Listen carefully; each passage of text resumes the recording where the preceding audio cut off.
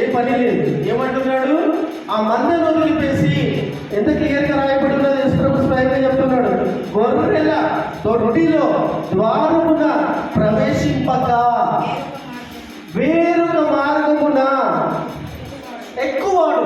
ఇంగ్లీష్లో మంచిగుంది, క్లింగ్ అని ఉంది. క్లింగ్ అంటే గోడ మీద బల్లి, అక్కడ మంచిగుంటే అక్కడ దులుపుతారు, ఇక్కడ మంచిగుంటే ఇట్లా ఇక్కడ అట్లా దులుపుతూ ఉంటున్నటువంటి వాడు, అట్లా దులుపుతూ ఉంటున్నటువంటి వాళ్ళు ఏంటంటే దొంగలు రాబోయే అంటున్నాడు యేసుప్రభు. అక్కడ చక్కగా ఉండరు, ఇక్కడ చక్కగా ఉండరు.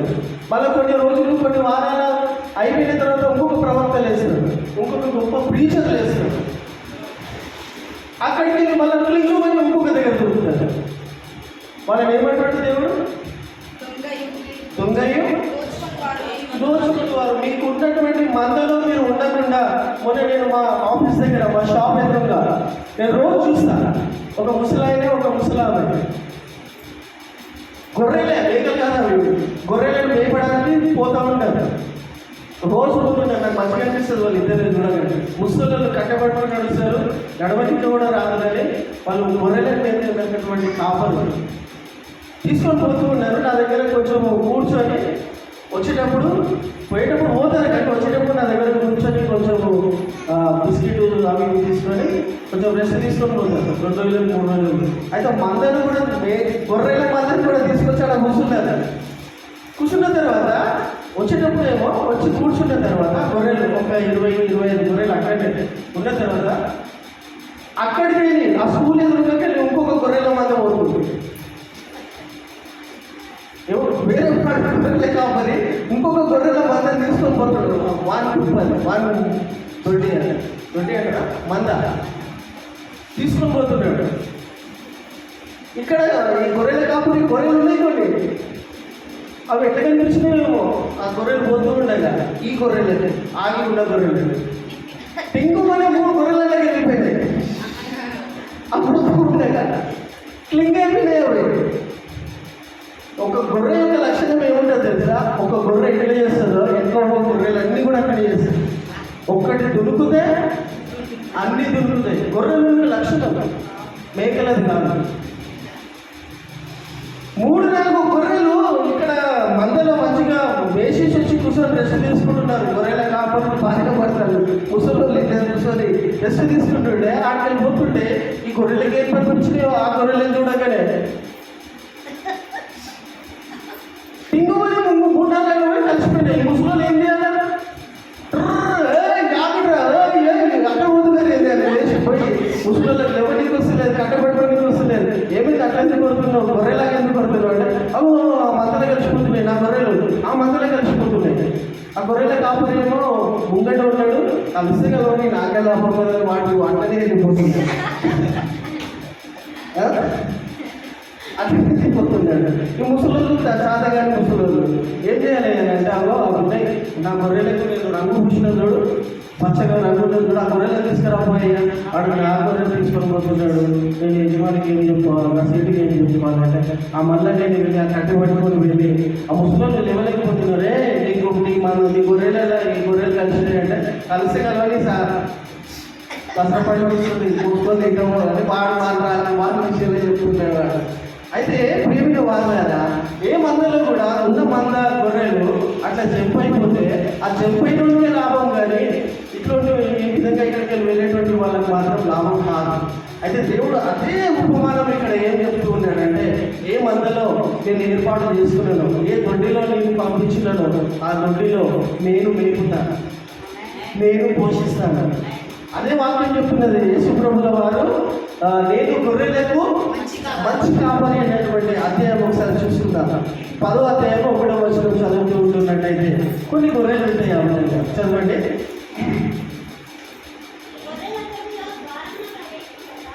గొర్రెల దొడ్డిలో ద్వారమున ప్రవేశించక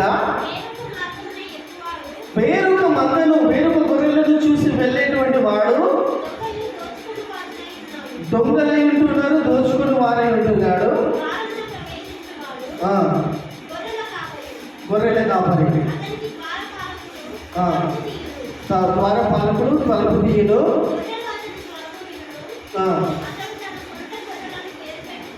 హల్లెలూయా. అతని సొంత గొర్రెలను పేరు పెట్టి పిలిచి వాటికి వెలుపలికి నడిపించినాడు. ఆ గొర్రెలు కాదు ముసలుడు కానీ ముసలామ కానీ గొర్రెలను కాపాడేటువంటి కెపాసిటీ సామర్థ్యం ఇస్తేనే ఆ గొర్రెలు ఆ గొర్రెల కాపాడే మందలో ఉంటాయి. హల్లెలూయా. ఇది దేవుడు పెట్టినటువంటి నియమం. ప్రియమైన వార్త, దేవుడు పెట్టినటువంటి పద్ధతి.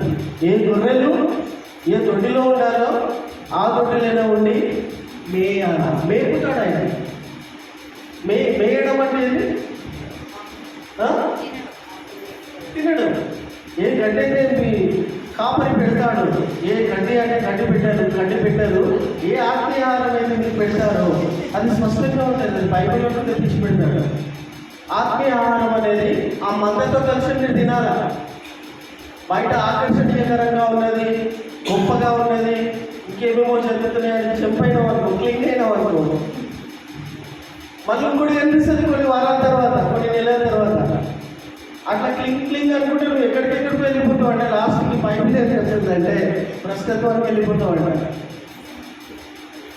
ప్రమాదము రక్షణము నరకానికి పోగానే ఉన్నన్ని బతికినన్ని దినాలు మనశ్శాంతి లేకుండా బ్రతుకుతావు. దేవుడిచ్చే నెమ్మది, దేవుడిచ్చే సమాధానం కోల్పోయి తిరుగుతూ ఉంటావు. ఇందాక వాక్యంలో చూసుకునే గుట్టలు ఎక్కుతూ ఉంటావు, అక్కడ తిరుగుతూ ఉంటావు, ఎక్కడ తిరుగుతూ ఉంటావు, చెంప ఇస్తూ ఉంటావు, కానీ ఎక్కడ కూడా నువ్వు స్థిరంగా ఉంటావు. ఎక్కడ నువ్వు స్థిరంగా ఉండగలుగుతావు అంటే దేవుడు ఏ మందులో నేను ఏర్పాటు చేసిండో ఆ మందులోనే నీకు నెమ్మది, సమాధానం, తృప్తి అనేది ఉంటుంది. అది దేవుడు పెట్టిన నియమం. హల్లెలూయా, హల్లెలూయా. నేను గొర్రెలకు మంచి కాపరిని. కింది వచ్చిన చదవండి. గొర్రెలకు నేను మంచి కాపరిని. నేను గొర్రెలకు మంచి కాపరిని. మంచి కాపరి వీలైతే ఆ ముసలోడు ఆ ముసలామే 3 గొర్రెలు 4 గొర్రెలు అక్కడ పోయినాయి ఊరుకున్నారా? వీలైతే ప్రాణం కూడా పెట్టేస్తారు వాళ్ళు. బలహీనులు కావచ్చు కానీ ఒక గొర్రె తప్పిపోయిందంటే దాన్ని వెతికి రక్షించేయడం వరకు వాడు నిద్రపోడు. హల్లెలూయా. మంచి కాపరి గొర్రెల కోసం ప్రాణం పెడతాడు. హల్లెలూయా. చదవండి ఏమైనా వార్తలు. మిగతా వారు గొర్రెలను కాపరులు కారు కాబట్టి జీతగాడు గొర్రెలకు కాపరి కాదు కాబట్టి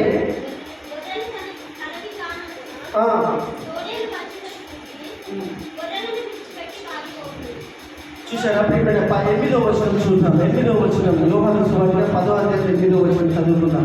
చదవండి వాక్యం చూడండి. గొర్రెలు పోవు ద్వారము నేనే, నాకు ముందుగా వచ్చిన వారందరూ ఏమంటుండే ప్రభు? నాకు ముందుగా వచ్చేటువంటి వారు దొంగలు, దోచుకుని వారై ఉన్నారు. ఎవరి గురించి మాట్లాడుతున్నాడు యేసు ప్రభు? ఏమర్థమైంది వాక్యం ఏంటంటే గొర్రెలు పోవు ద్వారము నేనే, నాకు ముందు వచ్చిన వారందరూ దొంగలను, దోచుకుని వారై ఉన్నారు. గొర్రెలు వారి స్వరము వినలేరు. నేనే ద్వారమును, నా ద్వారా ఎవడైనా లోపల ప్రవేశించిన ఎడల వాడు రక్షించబడిన వాడై లోపలికి పోవచ్చు, బయటికి వచ్చుచు మేత మేయచ్చు. హల్లెలూయా. ప్రియమైన వారులారా, నాకంటే ముందు వచ్చినటువంటి వాళ్ళందరూ కూడా చూసారా? గొర్రెల మందలు కష్టపడి పోగు చేసుకున్నటువంటి కాపరికి గొర్రెలను యెహోవా దేవుడు ఈ విధంగా సెలవిస్తూ ఉంటున్నాడు. చదవండి, మొదటి వచనం చదవండి. యెహోవా మాట, యెహోవా వాక్కు ఏమై ఉన్నదంటే చదవండి. నా మందలో చేరిన గొర్రెలను నశింపచేయుచు చెదరగొట్టు కాపరులకు శ్రమ. నా మందులో చేరినటువంటి గొర్రెలను చదవడమా? నా మందలో చేరిన గొర్రెలను నశింపచేయుచు చెదరగొట్టు కాపరులకు శ్రమ. ఇశ్రాయేలు దేవుడైన యెహోవా తన జనులను చూసారా, తన జనులను గురించి, మేపుతున్నటువంటి కాపరుల గురించి ఎంత సీరియస్ గా, ఎంత స్పష్టంగా మాట్లాడుతున్నాడో చూడండి. ఆ కాపరుల గురించి ఈ విధముగా సెలవిచ్చుచున్నాడు. కాపరుల గురించి ఇర్మియా 23:1-4 చదువుతూ ఉన్నాను. ఇర్మియా 23 చదవండి.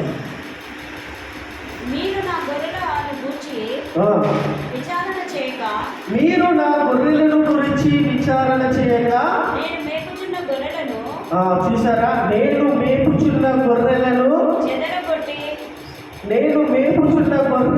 చెదరగొట్టేటువంటి కాపరులు కూడా ఉంటారు.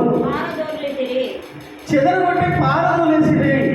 ఇదిగో మీ దుష్క్రియలను బట్టి మందును చెదరగొట్టేటువంటి కాపరులకు శ్రమ. ఇదిగో మీ దుష్క్రియలను బట్టి చెదరగొట్టడం అనేది ఏంటిది? దుష్క్రియలట దేవుడి దృష్టికి. మందను చెదరగొట్టడము అనేది దేవుని దృష్టికి దుష్క్రియ. మొదటిది శ్రమ. ఎవరైతే మందను చెదరగొడుతున్నారో ఇక్కడ బాగలేదు, వేరొక చోటుకి వెళ్దాము అనే మాటకు దేవుడు వాక్యంలో స్పష్టంగా మనకు అర్థమవుతుంది. ఇక్కడ బాగలేదు, వేరే దగ్గరికి వెళ్దాము అని ఆ మందను చెడగొట్టడం అనేది ఎవరైతే ఆ విధంగా ఎవరు కూడా ప్రియమైన వాదారా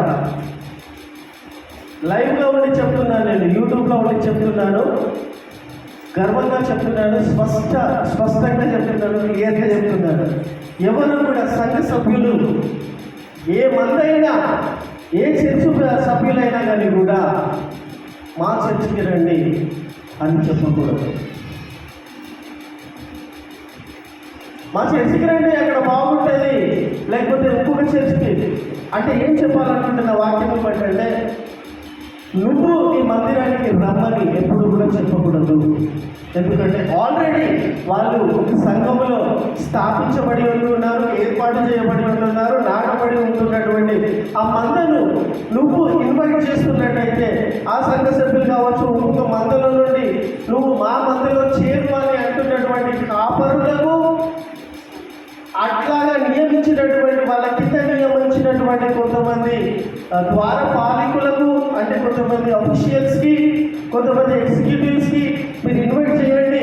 మనకి ఇన్ని మంచి ఫెసిలిటీస్ ఉన్నాయి కదా, ఇన్ని మంచి వనరులు ఉన్నాయి కదా, మన సంఘంలో ఇంత బాగున్నాయి కదా, సో మేము మీకు జీతం ఇస్తాము, కొంచెం పేమెంట్ ఇస్తాము, అన్ని విధాలుగా మేము మిమ్మల్ని చూసుకుంటాము, వెళ్ళండి, వేరే మంద దగ్గరికి వెళ్ళి మన సంఘాన్ని తెలుసుకొని మన సంఘానికి రమ్మని చెప్పి మన మందులో చేర్చే విధంగా చేస్తున్నటువంటి కాపరులకు ఏంటిది? శ్రమ. వెళ్ళి మన మందిరంలోకి చేర్చుకోండి, మన మందిరంలోకి తీసుకొని రండి అని చెప్తున్న కాపరులు కావచ్చు, చెప్తున్న విశ్వాసులకు శ్రమ. 4వ వచనం చదవండి. నేను వాటి మీద దానిపైన వచ్చు. మరియు నేను వాటిని తోలివేసిన దేశముల నుండి నా గొర్రెల శేషమును సమకూర్చి తమ దొడ్లను వాటిని రక్షించేదను అని అభివృద్ధి పొంది విస్తరించును. చూడండి, ఇక్కడ ఏమని రాయబడి ఉంటుంది? 2వ వచనం.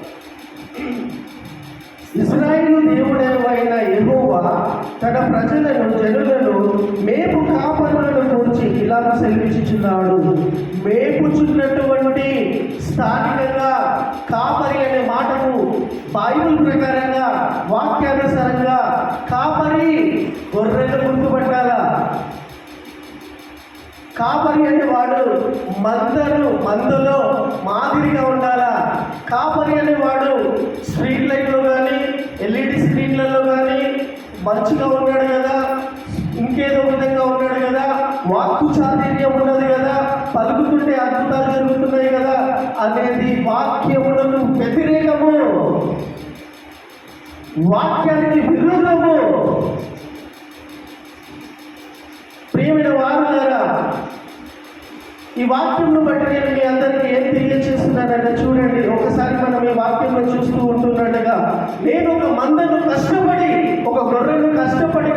సంపాదించుకుంటున్నారు, వెళ్ళి సువార్త ప్రకటిస్తున్నారు, రక్షణలోనికి నడిపిస్తున్నారు, నా మందలో ఆ గొర్రెలను చేర్చుకుంటున్నారు, కష్టపడి అంచెలంచెలుగా ఎదుగుతూ ఉంటున్నటువంటి నా మందను నువ్వు ఏ విధంగా వేరే ఇతరుల కాపరులను పంపించి చెడగొడుతున్నావో సేవకులారా, కాపరులారా, మీకు శ్రమ కలుగుతుంది. ప్రియమైన వారులారా, వాక్యం బట్టి నేను మీకేం తెలియజేస్తున్నానంటే, we should not disturb any church members. నీకు అంత ప్రేమ, అంత భారం ఉంటే నీ సంఘాన్ని, నీ మందను, నీ కాపరిని నువ్వు డెవలప్ చేసుకునే విధంగా దేవుడు ఎందుకోసమైతే నేను నాటినాడు, ఆ పనిని గుర్తెరిగి అందులో పని చేసుకొని పోవడము నీకు చాలా మేలు, నీకు చాలా శ్రేయస్కరం. హల్లెలూయా, హల్లెలూయా. ప్రియమైన వారులారా, ఈ యొక్క వాక్యంలో మనం చూసుకుంటున్నట్లయితే చూడండి, మీరు నా గొర్రెలను గురించి విచారణ చేయగా, కాపురులు చెప్తున్నారు, మీరు నా గొర్రెలను గురించి విచారణ చేయక నేను మేపుచున్న గొర్రెలను చెదరగొట్టి పారదోలితిని. ఆల్రెడీ అక్కడ సంఘం ఉన్నది, మంద నడుస్తుంది, కాపరి ఉన్నాడు, గొర్రెలు కూడా వింటూ ఉన్నాయి, కానీ ఆ మందని చెదరగొట్టి తిని పారదోలితిని. ఇదిగో చెదరగొట్టడం, పారదోయబడడం అనేది దుష్క్రియ. చూడండి, ఇదిగో ఈ దుష్క్రియలను బట్టి మిమ్మల్ని శిక్షించబోతున్నాను. ఇదే యెహోవా వాక్కు. చెదరగొట్టడము, వేరే మందలో వాళ్ళని చేర్చడం అనేది దుష్క్రియ దేవుడి దృష్టికి. నీ దృష్టిలో ఒక 10 మందిని సంపాదించుకొని ఆ మందలో నువ్వు చేర్చిన వ్యక్తి అవుతామేమో, దానివల్ల నీ శాలరీ, నీ ఈవెంట్స్ నీ లెవెల్లో పెరుగుతాయేమో, కానీ అది దుష్క్రియ. ఇదిగో త్వరగా నీ మీద అటువంటి క్రియలు నేను చేయబోతున్నానని చెప్తూ ఎంతో స్పష్టంగా, ప్రియమైన వాళ్ళని ఇక్కడ దేవుని యొక్క వాక్యంలో చూసుకుంటున్నట్టయితే 3వ వచనం చదవండి. మరియు నేను వాటిని తొలగివేసిన దేశములన్నిటిలో నుండి నా గొర్రెల శేషముగా సమకూర్చి తమ దొడ్లను వాటిని రప్పించేదను. నా గొర్రెలను మరలా తిరిగి నేను రప్పించేదను, అవి అభివృద్ధి పొంది విస్తరించెదను. హల్లెలూయా. విస్తరించును, అవి అభివృద్ధి పొంది విస్తరించును. మరలా నేను వాళ్ళను రప్పించేదను. మీరు ఎన్ని దుష్క్రియలు చేసినా, ఎన్ని ఆకర్షణలు చూపించినా, ఎన్ని లాభాలు, ఎన్ని వసతులు, ఎన్ని ఆరాములు మీకు వేరే మందలో కనిపించినా కానీ కూడా నేను మరలా వాళ్ళను రప్పించి ఆ మందలో చేర్చెదను, వాళ్ళు అభివృద్ధి పొందలేరు. హల్లెలూయా, హల్లెలూయా. ప్రియమైన వారులారా, ఈ వాక్యం బట్టి నేను మీకు ఒకటే తెలియజేసి వస్తున్నాను మరొకసారి, మీరు ఇతరుల సంఘ సభ్యులను చెదరగొట్టే విధంగా ఉండదు. వేరే సంఘ సభ్యులు, మన సంఘ సభ్యులకు కూడా ఎవరైనా వచ్చి, రండి మా దగ్గర అమ్మున్నాయి, రండి మా దగ్గర ఇన్ని పెసరేస్ ఉండవచ్చు, కానీ ఏ దేవుని బిడ్డ కూడా, ఏ గొర్రె కూడా ఇతరులను డిస్టర్బ్ చేసే విధంగా ఉండదు. నీ ఆరాధనకు నువ్వు వెళ్ళు, నీ మందిరానికి నువ్వు అంటగట్టబడి ఉండు, క్రమము తప్పకుండా వెళ్ళు. సమయం దొరికితే వేరే యాక్టివిటీస్లో నీకు సమయం ఉంటూ ఉన్నట్టయితే, ఆదివారం ఆరాధన కావచ్చు, ఆదివారం ఆరాధనలు నీ సంఘానికి నువ్వు అంటగట్టబడి ఉండు. అది వాక్యమై ఉంటూ ఉన్నది. హల్లెలూయా. అది దేవుడు కాపరికి, గొర్రెలకు ఏర్పాటు చేసినటువంటి బద్ధమై ఉంటూ ఉన్నది. వీలు లేకపోతే వేరే దినాలలో, వేరే వారాలలో జరుగుతున్నటువంటి సంఘం యొక్క కార్యకలాపాల యాక్టివిటీస్లలో నీకు టైం ఉంటే నా మందిరానికి రా, అట్లా చెప్పు. కానీ నీ సంఘాలు వదిలిపెట్టిన మందిరానికి రా, అక్కడ 4 గంటల రాత్రి మంచి ఆరాధన ఉంటుంది, లేకపోతే 6 గంటల రాత్రే అంత మంచి ఆరాధన ఉంటుందని. You should not disturb. నీకు శ్రమ ఇప్పుడు మంచిగా అనిపిస్తుందేమొచ్చు. అనుభవంతో చెప్తున్న ప్రియమైన వారులారా, ఒక 20 సంవత్సరాల క్రితం, 18 years బ్యాక్ మంచిగా జరుగుతున్నటువంటి సంఘము హైదరాబాద్లో, మంచిగా ఎదుగుతున్నటువంటి ఒక గుంపు, ఒక మంద అకస్మాత్తుగా 2 సేవకులు హఠాత్తుగా ఊడిపడి ప్రవక్తలు అన్నారు, సేవకులు అన్నారు, వాళ్ళ పేర్లు నేను చెప్పాను కాబట్టి సడన్గా వాళ్ళు లేచి సడన్గా వాళ్ళ మాటలకు వాక్కు చాతుర్యం ఉన్నటువంటి కాపరులు అద్భుతాలు, ఆశ్చర్యకార్యాలు, మహత్కార్యాలు చూపిస్తున్నటువంటి సేవకులు. అరే మాకు కూడా అటువంటి అద్భుతాలు కావాలా, మాకు కూడా అటువంటి వాక్యం కావాలా, నేను ఈ మందిరంలో విని విని విని ఉండి ఉండి ఉండి ఇట్లనే ఉంటున్నాం, కానీ మాలో డెవలప్మెంట్ లేదని భ్రమపడి మందనే ఆ సేవకుడిని, ఆ కాపరిని, ఆ యొక్క చర్చిని వదిలిపెట్టేసి ఈ 3-4 లేచినటువంటి సేవకుల దగ్గరికి వెళ్ళి జాయిన్ అయిపోయారు. ఆ చర్చికి వెళ్ళడం స్టార్ట్ అయిపోయాడు. ఆ చర్చికి వెళ్ళడం వలన వాళ్ళకు ఏమున్నదంటే అక్కడ ప్రాస్పరిటీ గాస్పెల్ ఉంది. అంటే వింటున్నారా? Prosperity gospel. ప్రాస్పరిటీ గాస్పెల్ అంటే అభివృద్ధితో కూడినటువంటి సువార్త. సేవకులు పెట్టుకున్నటువంటి టైటిల్, నువ్వు డెవలప్ కావాలి, నువ్వు ఆశీర్వదించబడాలి, నీకు కారు ఉండాలి, నీకు బంగ్లాలు ఉండాలి, వీటి కోసమే నువ్వు యేసు ప్రభువుని నమ్ముకున్నావు. అంత గొప్ప దేవుడు, అబ్రహామును అంతగా ఆశీర్వదించిన దేవుడు నిన్ను కూడా అంత గొప్పగా ఆశీర్వదిస్తున్నాడు. నీకు ఏ బిల్డింగ్ నచ్చిందనుకో ఆ బిల్డింగ్ మీద వెళ్ళి చేయి పెట్టి నువ్వు ప్రార్థన చేయి, వచ్చే సంవత్సరం కల్లా నువ్వు పలుకు, నువ్వు ప్రవచించి వచ్చే సంవత్సరం కల్లా అంతకంటే గొప్ప బిల్డింగ్ నీకు అయిపోతుంది అనేటువంటి ప్రాస్పరిటీ గాస్పెల్స్ ప్రీచ్ చేస్తున్నటువంటి వాళ్ళు స్టార్టింగ్లో మొదటిలో 2-3 సంవత్సరాలు మంచిగానే ఉంటారు. దాని తర్వాత వాళ్ళు వెనుకకు తిరిగి చూస్తూ ఉన్నట్టయితే, ప్రియమైన వాళ్ళారా, నేను ఎవరిని బ్లేమ్ చేస్తలేను, నేను వాస్తవాన్ని చూపిస్తున్నట్టు తర్వాత వాళ్ళ గతి, వాళ్ళ స్థితి ఎట్లా మారిపోతుందో చెప్తున్నాను, ముందుగానే తెలియజేస్తున్నాను వాక్యంను బట్టి.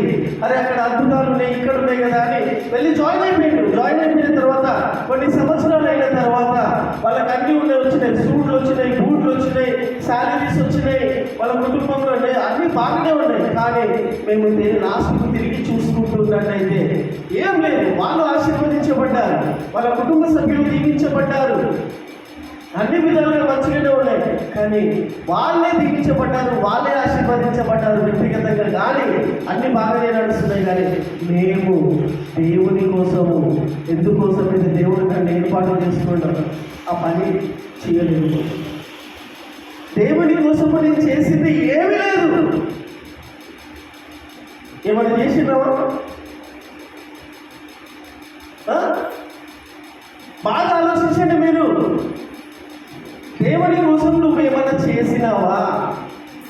దేవుడు నిన్ను ఏర్పాటు చేసుకున్నాడు, నిన్ను ఎంచుకున్నాడు, నీ ఫలము వెళ్ళి నిలిచి ఫలించుటకు, నువ్వు ఇతరులకు సాక్షాత్తుగా రక్షణకరంగా ఉండడానికి ప్రతి ఒక్కరిని ఏర్పాటు చేస్తున్నాడు. ప్రతి ఒక్క వ్యక్తిని దేవుడు ఏర్పాటు చేస్తున్నాడు. వాళ్ళంత అభివృద్ధిలోనికి వెళ్ళిన తర్వాత, అంత లక్షణీయులైన బ్రతికిన తర్వాత ఎందుకు తిరిగి చూస్తే బాగా పరిశుద్ధత వాళ్ళకి ఏందో పరిశుద్ధాత్మ దేవుడు ఇందాక వాక్యంలో చదివినట్టుగా, నేను నా మందను కొట్టైనా తిరిగి మళ్ళీ నా మందులో చేరుస్తాను అని దేవుడు చెప్పినట్టుగా, దేవుడు కొట్టిండో, దేవుడు వాళ్ళని ప్రేరేపించిండో, దేవుడు కళల ద్వారా మాట్లాడిండో తెలియదు. కానీ వాళ్ళు తిరిగి వెంటనే చూసుకున్న తర్వాత మేము దేవుడికి ఆలోచన చేస్తే దేవుడి కోసం మేము చేసింది ఏం లేదని జీరో.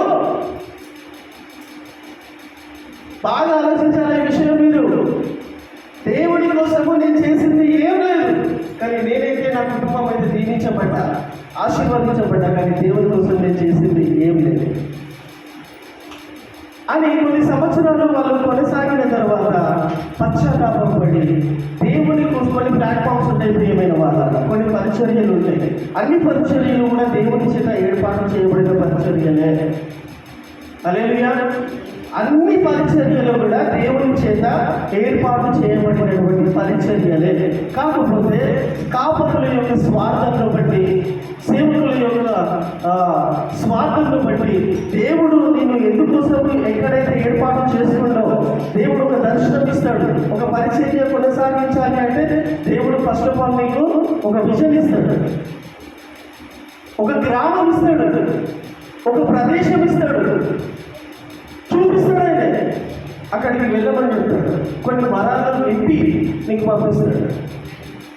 వరాలు పొందుకున్న తర్వాత దేవుడు చెప్పిన ప్రదేశానికి నువ్వు వెళ్ళకుండా, నీకు వరాలు నువ్వు పొందుకున్నావు కదా అని వేరొక స్థలానికి హైలీ క్వాలిఫైడ్, హైలీ సోఫిస్టికేటెడ్ అంటే గొప్పగా రిచ్గా ఉన్నటువంటి ప్రదేశాన్ని, ప్రాంతాన్ని నువ్వు ఏర్పాటు చేసుకొని దేవుడు నన్ను ఇక్కడికి పంపించిందని ఆడ పీఠము వేసుకొని ఆడ ప్లాట్ఫామ్ తయారు చేసుకొని దేవుడికి ఇచ్చిన వరాలను రాంగ్ ప్లేస్లో నువ్వు ఇంప్లిమెంట్ చేస్తున్నావు. అది అక్రమం. అర్థమవుతుందా ప్రియమైన వాళ్ళరా? దేవుడు నీకు ఒక ప్రాంతం చూపిస్తాడు, ఒక ప్రదేశం చూపిస్తాడు. బిడ్డ నీకు నా వరాలతో నింపినాడు, వెళ్ళు అక్కడికి వెళ్ళి 10 మంది చెప్తాడు.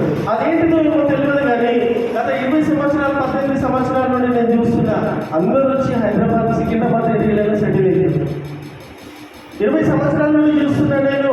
స్టార్టింగ్ లో వచ్చినటువంటి సో కాల్డ్ గ్రేట్ ప్రీచర్స్ అని పిలువబడుతున్నటువంటి మీరు స్టార్టింగ్ లో ఎన్ని వచ్చిందో నాకు తెలుసు, నేను కేరళలో చూసినాను. అక్కడ ఇప్పుడు ఎన్నెన్ని కోట్లు, 100 కోట్లు సమకూర్చుకొని ఎక్కడి నుండి అయితే మీరు వచ్చిందో అక్కడికి వెళ్ళి ఆ 100 కోట్ల రూపాయలు సంపాదించుకొని నీకు ఇచ్చిన వరాలను నువ్వు రాంగ్ ప్లేస్ లో యూజ్ చేసుకొని నీ స్వార్థం కోసం. ప్రియమైన వాళ్ళారా, దేవుడు ఒకసారి నీకు వరం ఇచ్చేటంటే మళ్ళీ రిటర్న్ తీసుకో. అది దేవుని యొక్క గొప్ప లక్షణం. హల్లెలూయా. దేవుని యొక్క వాక్యంలో ఎంత గొప్ప శక్తి ఉందంటే అది ఎంత బెస్ట్ పర్సన్ అయినా, ఎంత బెస్ట్ పర్సన్ అయినా, ఎంత అర్హత లేనటువంటి వ్యక్తి ఆ దేవుని వాక్యాన్ని తన రోడ్లో రిలీజ్ చేసేటంటే వాక్యం యొక్క ప్రభావం, వాక్యంలో జీవం ఉంటుంది కాబట్టి అది పనిచేసుకుంటూ వెళ్తుంది. అది పలికినోది గొప్ప విషయం కాదు. దేవుడి యొక్క వాక్యము నువ్వు వరాలు పొందుకునేటువంటి నువ్వు ఎక్కడైతే ఐశ్వర్యం ఉన్నదో, ఎక్కడైతే గొప్ప గొప్ప వ్యక్తులు ఉన్నారో అక్కడ వెళ్ళి నువ్వు స్థానమును సంపాదించుకొని దేవుడిచ్చిన వరాలను నీ నోటి ద్వారా ఇంప్లిమెంట్ చేస్తూ కొన్ని 100 కోట్ల రూపాయలు జమ చేసుకొని మళ్ళీ తిరిగి నీ ఇంటికి ఏ ఊరిలోనైతే నువ్వు వచ్చినావు బిడ్డ, మళ్ళీ ఆ ఇంటికి వెళ్ళి ఆ ఊరిలోకి వెళ్ళి కొన్ని 100 కోట్లు పెట్టుకొని ఈ స్థలాన్ని వదిలిపెట్టేసి మళ్ళీ నువ్వు అక్కడికి వెళ్ళి సేవ చేస్తున్నావు. ఏమడిపోతుంది ప్రియమైన వాళ్ళారా? మళ్ళా నేను వెళ్ళినటువంటి మందిరంలో కొంతమంది వచ్చి వెళ్ళిపోయిన వాళ్ళందరూ చెప్పిన కదా, అంచెలంచెలుగా మళ్ళీ తిరిగేసి వచ్చి కొన్ని ప్లాట్ఫామ్లు ఉన్నాయి, కొన్ని సేవలు ఉన్నాయి, కొన్ని పరిచర్యలు ఉన్నాయి. ప్రియమైన వాళ్ళారా, ఆ పరిచర్యలు ఏ విధంగా ఉన్నాయంటే దేవుడి కోసం చేసేటువంటి పరిచర్యలు ఉన్నాయి. కొన్ని పరిచర్యలు ఏ విధంగా అంటే నేను ఫస్ట్ దీవించబడాలా, నా కుటుంబము ఫస్ట్ దీవించబడాలా, నేను ఫస్ట్ రిచ్గా ఉంటేనే కదా ఇతరులకు వెళ్ళి నేను సువార్త ప్రకటిస్తాను అనేది కొన్ని పరిచర్యలు ఉన్నాయి.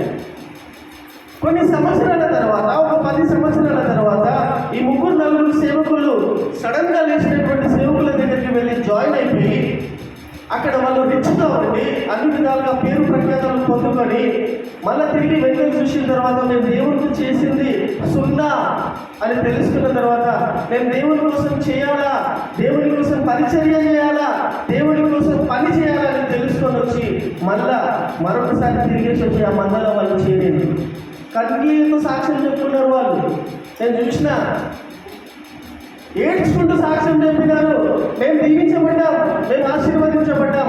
ఆ మందలో చేరిన తర్వాత సమృద్ధిగా దీవించబడ్డాం. ప్రాస్పరిటీ గాస్పెల్ వల్ల మంచి ఇల్లు పొందుకున్నాం, కానీ మా లోపల ఆ తృప్తి లేదు, ఆ సంతోషం లేదు. చూడడానికి సూటు పుట్టేసుకొని తిరుగుతున్నాం, కానీ లోపల దేవుని ఆత్మలో అంతరంగంలో ఆ తృప్తి సమాధానం లేదు. అదేంటిది? మేము దేవుని కోసం చేసింది ఏం లేదు అని వచ్చి కన్నీళ్ళతోటి సాక్ష్యం చెప్పుకుంటూ మళ్ళా దేవుని వాక్యంలో ఇందాక చూసుకున్నట్టుగా ఆ మందలో నేను మళ్ళొకసారి రప్పించదను, మళ్ళా తిరిగి ఏ మందలో నుండి అది తప్పిపోయినాయో మళ్ళా ఆ మందలో నేను చేర్చదను హల్లెలూయా అని మళ్ళా ఆ మందలో వచ్చి దేవుని కోసం బ్రతికేటువంటి సేవకులు, యథార్థంగా నిస్వార్థంగా చేసేటువంటి సేవకులు చాలా మంది ఉన్నారు ప్రియమైన వాళ్ళ. హల్లెలూయా హల్లెలూయా హల్లెలూయా. ప్రియమైన వాళ్ళారా, ఏమని చెప్పాలనుకుంటున్నా ఈ వాక్యమును బట్టి అంటే ఆకర్షణలకు ఆకర్షితులై వెళ్ళకండి. వేరే సంఘ సభ్యులను మా సంఘానికి రండి అని పిలవకండి. అది చాలా గొప్ప ఘోరమైనటువంటి శ్రమతో కూడినటువంటి మాట. వేరే మందరు చెదరగొట్టే విధంగా మాట్లాడుతున్నావు. ఆల్రెడీ వాళ్ళ మందకు అకౌంట్ చెప్పుకునేటువంటి వాళ్ళై ఉంటున్నటువంటి ఆ గొర్రెను నువ్వు ఇక్కడికి తీసుకొని వస్తున్నావు. లేదా ఇక్కడ నుండి వేరే మందలో చేరాలనే ప్రయత్నం చేసినా వాళ్ళకు శ్రమ, కింది వచనాలు చూసుకుంటున్నట్టయితే చూడండి ప్రియమైన వారులారా, ఎహెచ్కేలు 34వ అధ్యాయము 1-2 వచనాలు త్వరగా చదవండి.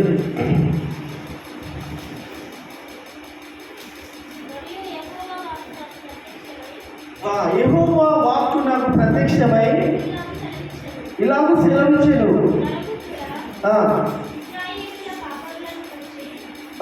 కాపురుల గురించి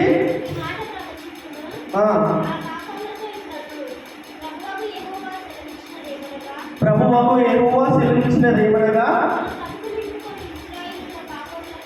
చూడండి కొంతమంది కాపురుల గురించి దేవుడు మాట్లాడుతున్నాడు. నువ్వు కడుపు చదువుమా, వాళ్ళ కడుపు నింపుకుంటున్నటువంటి ఇశ్రాయేలు కాపురులకు శ్రమ,